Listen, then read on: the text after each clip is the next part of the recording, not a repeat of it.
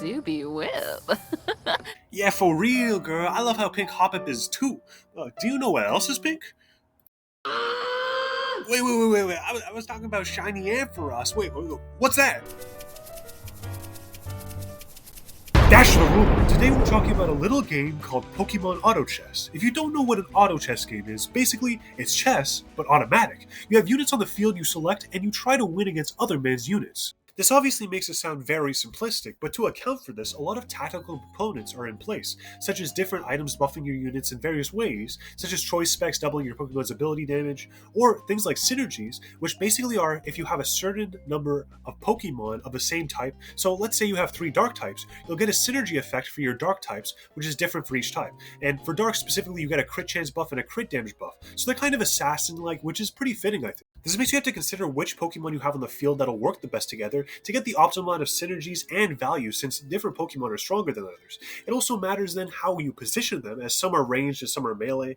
And for example, you might not want all ranged units, as it's possible you'll just get ran down and all your frail guys will die before they can kill anyone. In a typical game, you'll start by getting a couple PvE rounds before you face actual players, giving you time to see what units you get in the shop so you can decide what team you're going for. As you progress, you'll see rarer and rarer units and have to decide between saving money to get your income up, as you get +1 gold per every 10 gold up to 50, or buy XP or units to strengthen your team so you can not lose health. As the more XP you get, the higher level you are, and that controls how many units you can place, and you can also reroll your shop for 1 gold if you want different units or want to try to evolve a unit. Additionally, you'll get to pick a strong, unique Pokemon midway through and a legendary later on, spicing up your game, as you may get something super powerful or maybe not even get the portal you want, meaning you may get a synergy that you can't really use and need to figure out how to incorporate something. This leads to a ton of experimentation and going, wow, that seems strong, and wow, that was trash, where'd all my elo go? Especially when you realize how seamless the team builder tab is and how you can check things like crossover, like how a lot of normal types are also field types, or how a lot of poison types are amorphous types. Also, I should note, things like field and amorphous may sound different to the normal types you're used to, and that's because the game adds a ton of new types to help make it more interesting, as if it just kept the base game's type, it would be a lot more streamlined and hard to get really interesting synergies, and also would probably be a balancing nightmare.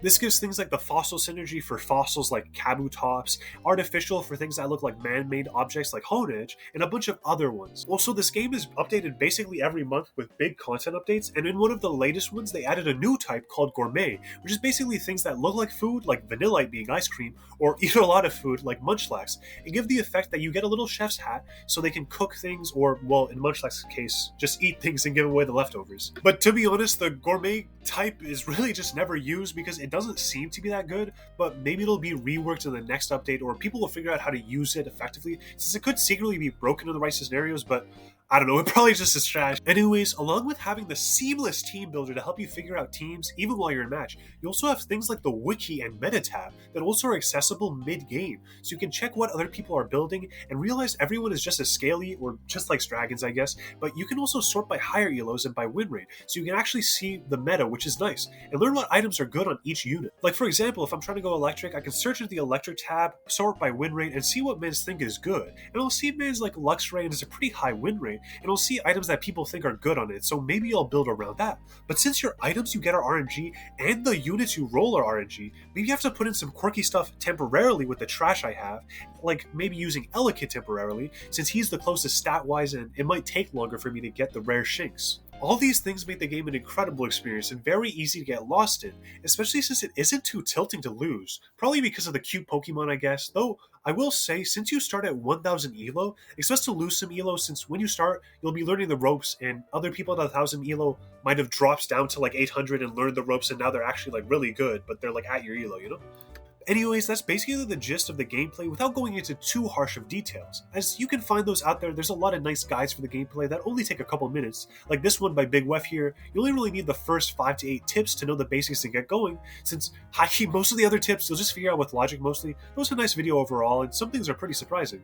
This game's also insanely good with friends, as there's a decent amount of time between fights to talk, especially since there's not much mechanical skill to be focusing. Plus, since it's in browser, all the Mandom can play, since there's really no high-end PC requirements, it's just a Wi-Fi connection. Now though, as we're done with the gameplay, we can go over other things like the visuals, the music, and miscellaneous things that I decide to talk about. First, the visuals are pretty lovely. Apparently, they commission a lot of artists that they even link on the website, which is very kind of them. But all the portraits and models looks really good. And even though the UI and background are pretty simplistic, they're very aesthetic, and there are a bunch of possible different regions you may get, giving a lot of different variety to your background.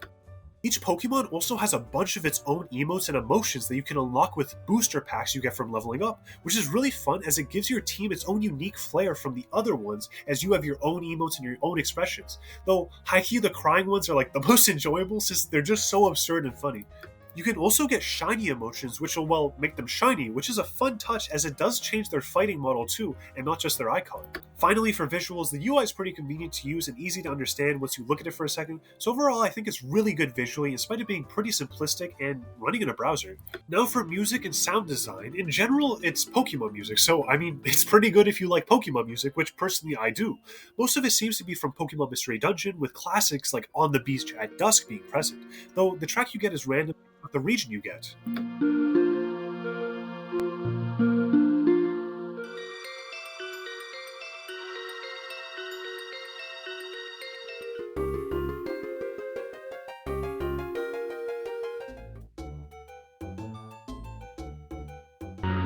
なれおい say congratulations. This later, however, can be changed to any track once you play a couple of games and unlock the jukebox and realize there are an insane amount of song options. For sound effects though, the battles don't have much combat audio, which is pretty alright high-key, as it would be a bit overstimulating given how much is going on in a game, especially later on. But each Pokemon does make an evolution noise when it evolves, which is pretty satisfying, and there are other response noises like locking a shop or picking up an item are pretty good, but it's middle-ish, which I think works. Overall, I think the sound design is pretty lovely and works really well for me. With that, we've covered pretty much everything except one thing, which is the stability. The game is a little bit unstable at times, but in general has been getting a lot better with every patch.